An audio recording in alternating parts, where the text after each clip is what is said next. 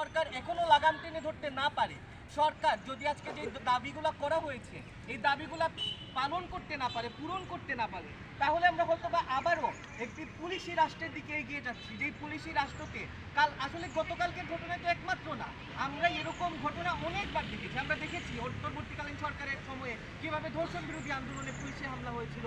আমরা এরকম অনেক ঘটনা দেখেছি যেখানে নাগরিকের অধিকার আদায়ের আন্দোলনে রাষ্ট্রীয় বাহিনী সশস্ত্রভাবে ঝাঁপিয়ে পড়ে।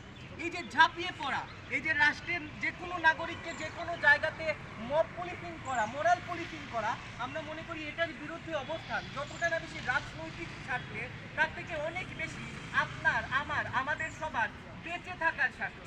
কারণ এটা যতটা না বেশি একটা রাজনৈতিক সামাজিক সমস্যা, তার থেকে অনেক বেশি আমাদের বেঁচে থাকা, আমাদের সুস্থভাবে বেঁচে থাকার প্রশ্ন। আপনারা কি ক্যাম্পাসের শিক্ষার্থী? আপনারা রাষ্ট্রকে এখন কিভাবে দেখছেন? নতুন বাংলাদেশ, নতুন নির্বাচন পরবর্তী বাংলাদেশকে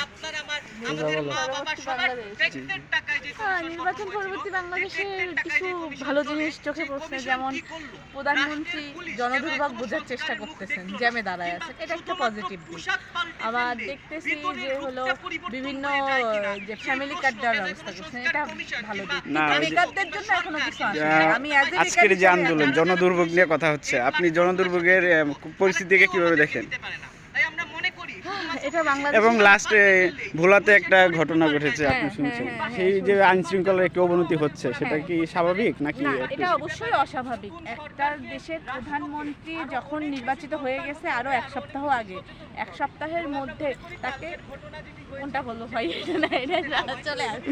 আচ্ছা আচ্ছা, রমজান পাশাপাশি রমজান সবকিছু মিলে আপনি কি কেমন মনে করেন বর্তমান পরিস্থিতি? রমজানে আমি নতুন সরকারের কাছে এটাই প্রত্যাশা যে যারা দরিদ্র, ধন্যবাদ।